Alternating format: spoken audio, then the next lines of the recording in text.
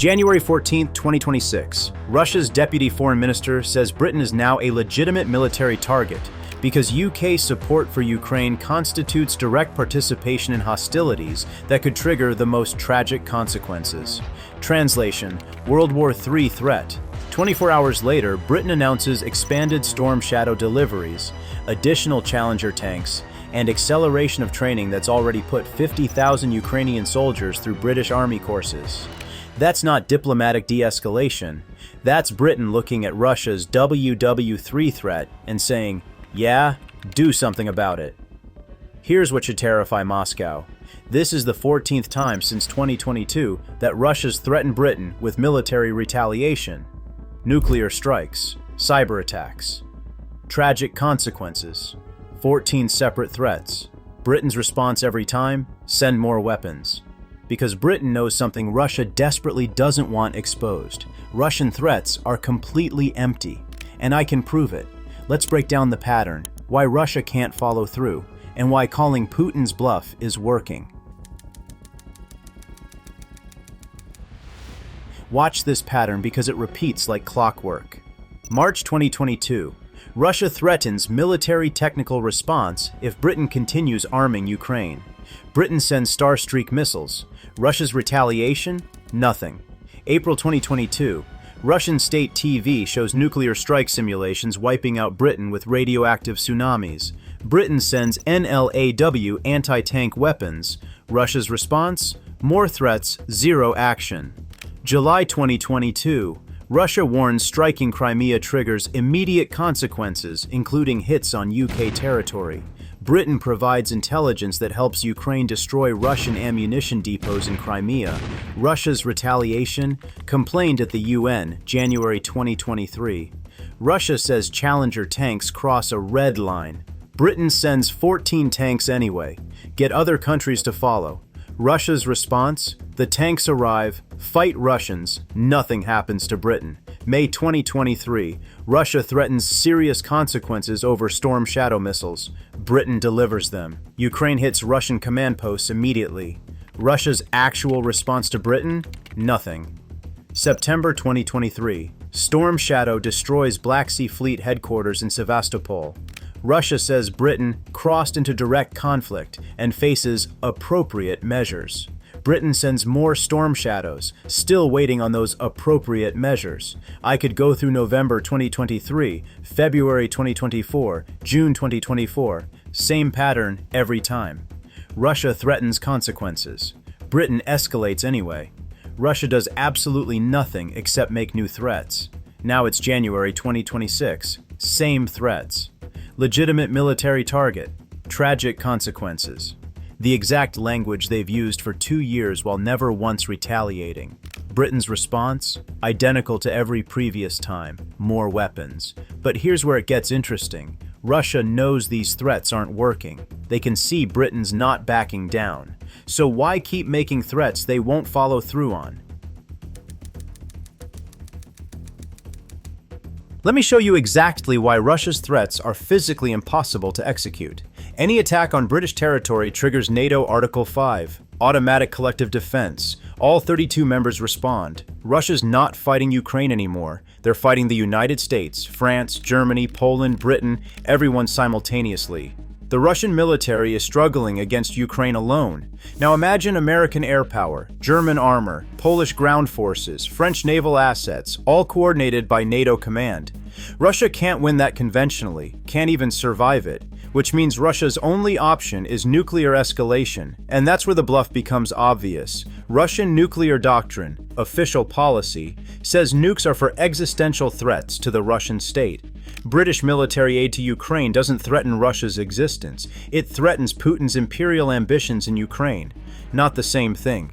If Russia uses nuclear weapons against Britain over weapons deliveries, they're the clear aggressor in nuclear first strike. International isolation becomes total. China abandons them. India abandons them. Every nuclear non-proliferation advocate treats Russia as the pariah that proved nukes will be used offensively. Then there's the response. Britain has nukes. France has nukes. The United States has thousands. If Russia nukes Britain, the response is either total NATO nuclear retaliation, which ends Russia, or proof that nuclear deterrence is dead. Neither outcome is acceptable to Putin. He's not suicidal. Russian elites aren't suicidal. They like their wealth, power, and lives. Nuclear war ends everything for Russian leadership. Nuclear threats are empty, completely empty. Conventional attack? Even worse. Russia's going to open a second front against NATO while overextended in Ukraine? Using what military? Their forces are committed, equipment losses are staggering, ammunition production barely sustains current operations. They're going to attack Britain with what exactly? Russian conventional forces would get obliterated by the British military, and that's before NATO involvement. Cyberattacks? Already happening constantly at acceptable levels, escalating to actually damaging cyber operations, taking down infrastructure, causing casualties, triggers Article 5, just like conventional attack. Economic retaliation? Russia's already under massive sanctions, has already cut energy to Europe, and has already tried economic warfare. Didn't stop Ukraine's support. Russia has zero remaining economic leverage over Britain. When you analyze what Russia could actually do, the answer is nothing that doesn't result in catastrophic consequences that vastly outweigh any benefit. Britain's not being reckless. Britain's being rational. They've done the analysis and concluded correctly that Russian threats are empty because Russia has no viable path to making them real. And here's the kicker. Every time Russia threatens and Britain ignores it and nothing happens, the next threat becomes even less credible. Russia's credibility is being destroyed by their own empty threats. Here's the brilliant part most people miss. Every time Russia threatens Britain over specific capability, Britain uses that as a signal for what will hurt Russia most. Watch the pattern. Russia threatens consequences if Britain sends tanks. Britain sends tanks, nothing happens. Now tanks are normalized and Britain moves to the next capability Russia's threatening about. Russia threatens Storm Shadow. Britain sends Storm Shadow, nothing happens. Now long-range strikes are normalized. Russia threatens over training programs. Britain trains 50,000 soldiers, nothing happens. Now comprehensive military training is normalized. Each time, Russian threats create political space for Britain to escalate because the British public can see threats don't materialize. If Russia actually retaliated, it would constrain British options. But because Russia never follows through, threats have the opposite effect. They make escalation seem safer. Russia's literally telling Britain what capabilities will damage Russian interests most by threatening them. Britain's using that intelligence to prioritize what to send next. This serves multiple strategic purposes simultaneously. 1. Degrades Russian military without British casualties. Every weapon that destroys Russian equipment is permanent capability loss. Russia can't easily replace under sanctions. 2. Exposes Russian weakness internationally. Every threat without follow-through tells watching countries that Russian resolve is hollow.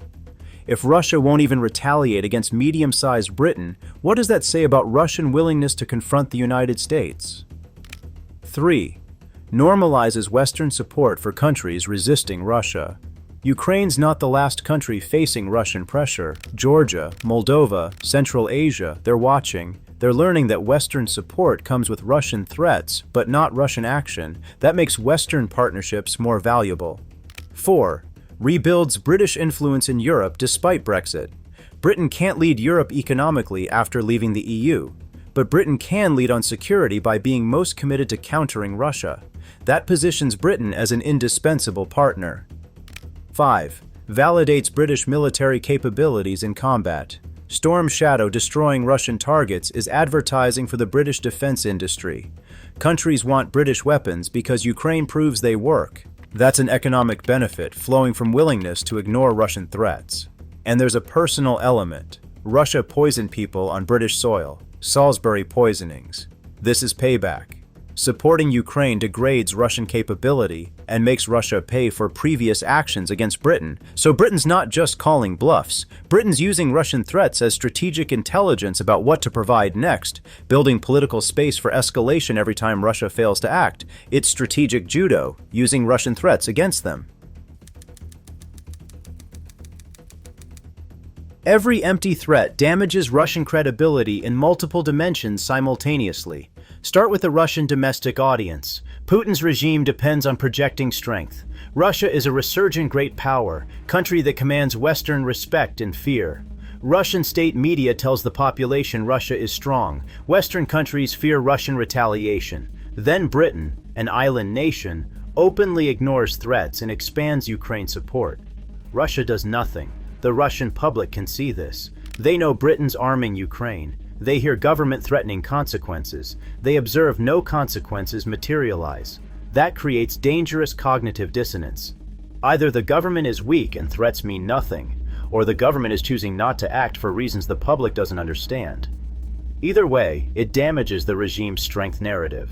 Putin can't afford the population thinking the government is ineffectual. That's deadly for authoritarian regimes deriving legitimacy from strength rather than democratic accountability.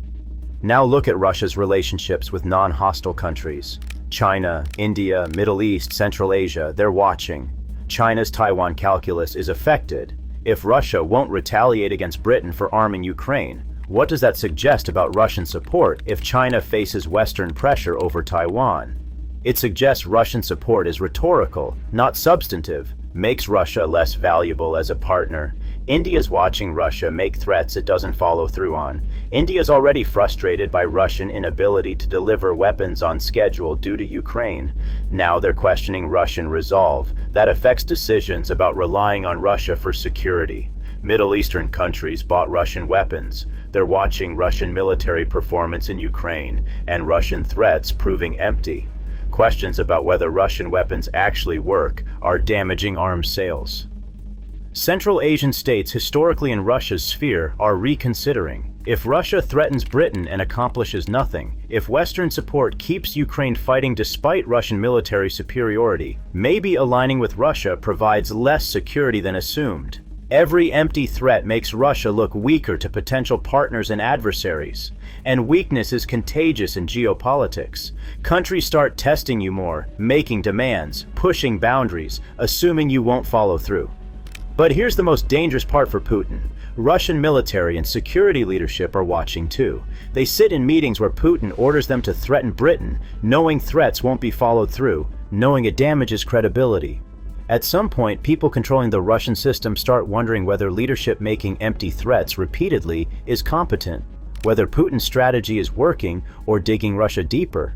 That's not immediate coup risk, but it's long-term erosion of confidence among people who control violence in authoritarian systems. And that's existentially dangerous for any dictator. Putin's trapped between domestic political need to look strong through threats, strategic reality that following through would be catastrophic, and credibility damage from threats everyone knows are empty. Britain's exploiting this trap ruthlessly. Every threat Russia makes that Britain ignores tightens the trap. Putin has to keep threatening to maintain domestic image. Threats keep failing. Each failure makes the next threat less credible. Death spiral of decreasing deterrence where Russian threats become background noise everyone ignores. Let's talk about what nobody wants to think about. What if Russia actually follows through? Not because it's a smart strategy, we've proven it's not, but because Putin's painted into a corner where credibility damage from continued empty threats becomes worse than costs of retaliating. Most likely scenario, cyber attack. Not catastrophic infrastructure shutdown. That triggers Article 5, but significant operations targeting the British government, financial sector, and utilities. Causes disruption without casualties. Message: we warned you, stop supporting Ukraine or the next attack is worse. Britain's response: defensive cyber measures, retaliatory cyber strikes on Russian targets, continued Ukraine support because giving in to cyber pressure sets a terrible precedent. That scenario is manageable. Cyber warfare already happens at low levels. Escalation to more damaging attacks is serious but not catastrophic. Potentially reaches new equilibrium, where both sides conduct operations below catastrophic threshold. Less likely, Russia strikes British military assets outside the UK intelligence facility in Cyprus, naval vessel in international waters. Something framed as a military target rather than a homeland attack. Much more dangerous because it's kinetic action against British forces, Article 5 probably invoked. NATO responds with calibrated strikes on Russian military targets, demonstrates resolve without triggering full-scale war, even less likely, attack on British territory itself, missile on military facility, sabotage operation, assassination. Definitely triggers Article 5. NATO was obligated to respond militarily. Uncharted territory. First time Article 5 invoked for actual attack by peer power. Most likely NATO response. Calibrated strikes on Russian military. Destroy bases in Kaliningrad. Sink naval vessels. Hit air defense. Demonstrate consequences but keep escalation conventional. Russia then chooses back down and accept NATO destroyed Russian assets or escalate toward nuclear threshold. Backing down is humiliating but survivable. Escalating is potentially civilizational suicide. Rational calculation says Russia backs down, but rational calculation also says Russia wouldn't attack Britain in the first place. That's the real danger. Not that Russia has good options for retaliation, they don't. The danger is that Putin's decision-making becomes so distorted by the need to maintain a strong image that he orders strategically counterproductive action because he feels he has to do something. History's full of leaders making catastrophically bad decisions because they felt cornered and all options were bad. So when we talk about calling Russia's bluff, there is non-zero risk Russia does something stupid. That risk is real. It's just much smaller than the risk of giving into threats. Because appeasing threats encourages more threats and demands. You can't appease your way to security with an authoritarian aggressor. Britain's calculation, risk of Russian retaliation, is smaller than damage from appearing weak and encouraging aggression. And so far, that's been correct. 14 threats, 0 actions. But patterns aren't guaranteed. British leadership knows that. They're not reckless. They're calculated about acceptable risk. So there's a theoretical risk Russia does something desperate, real but low, and Britain's judged it acceptable. But all this raises the final question. How does this actually end? Because Russia can't keep making empty threats forever. Eventually something breaks. Either Russian strategy changes, credibility collapses completely, or something nobody predicted happens. Let's talk about the endgame. Britain's strategy isn't just about current battles. It's shaping post-war European security. First objective, permanent Russian military degradation. Every weapon destroying Russian equipment is a capability Russia won't have for future conflicts. Tanks, aircraft, missiles, professional soldiers, losses mounting faster than replacement under sanctions. When war ends, Russia emerges militarily weakened for a generation. Second, demonstrate Western support is reliable. Ukraine's survival with Western backing sends a message to Russia's periphery. Resist Russian pressure, accept Western partnership, you can survive. Georgia, Moldova, Central Asia, watching. Seeing Western support is real. Third, rebuild British security leadership despite Brexit. Can't lead Europe economically after leaving the EU, but can lead militarily by being most committed to defending against Russia, gives Britain influence and makes Britain indispensable. Fourth, establish precedent for handling Russian threats. Ignore them, test them, prove they're empty. Useful because Russia will keep threatening everything. If everyone knows Russian threats are generally hollow because Britain tested them, threats lose deterrent value. Fifth, create long-term Ukrainian alignment. Tens of thousands of Ukrainian soldiers British trained. Ukrainian military on British doctrine. When war ends, Ukraine's strong military power with close British ties. Valuable long-term partner. Most likely endgame. Russia eventually stops threatening Britain because threats obviously don't work and just make Russia look weak. Threats shift elsewhere. Britain continues supporting Ukraine because the retaliation threat has proven hollow. Britain achieves all objectives without Russian retaliation materializing. Alternative. Russia retaliates in a limited way below full NATO response. Cyber or sabotage. Britain responds proportionally. New equilibrium where conflict is managed below war threshold. Acceptable outcome. Not ideal but manageable. Worst case, Russian retaliation triggers Article 5 and wider conflict. Low probability, high consequence. British leadership actively prevented this through deterrence. A strong NATO response to any attack makes an attack less likely because Russia knows consequences are catastrophic.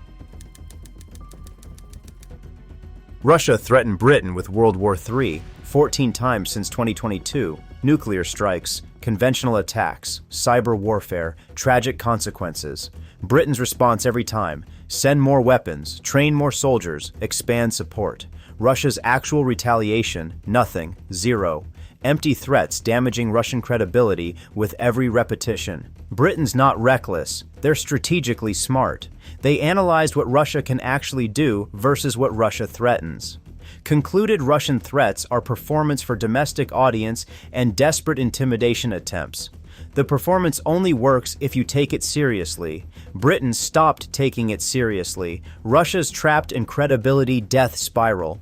Must keep threatening to maintain a strong image domestically. Threats keep failing to deter. Each failure makes the next threat less credible. Eventually, Russian threats become background noise. Strategic disaster for Russia. Strategic victory for Britain. Degrading the Russian military. Supporting Ukraine. Rebuilding security leadership, establishing precedent for calling Russian bluffs, while Russia threatens consequences that never come. Putin's backed into a corner where all options are bad, can't follow through without catastrophic consequences, can't stop threatening without looking weak, can't make threats credible without risking uncontrollable escalation. So Russia keeps threatening, Britain keeps ignoring. Pattern repeats. The question isn't whether Russia's threats are real. They're not. The question is how long Putin keeps making threats everyone knows are empty before it damages his position badly enough that Russian strategy must change. Britain's betting they can outlast Russian threat credibility. So far, winning that bet. 14 threats, 0 consequences. Is Britain right to ignore Russian threats and keep escalating? Or is there a point where calling Putin's bluff becomes reckless? What would make you believe Russian threats are real versus performative? Drop your analysis because this is playing out real time with maximum stakes. Subscribe for breakdowns of what's actually happening versus what threats and propaganda claim. Understanding the difference between real threats and empty bluster is how you know what happens next. Russia's threats are all bluster until they're not. Britain's betting they never will be.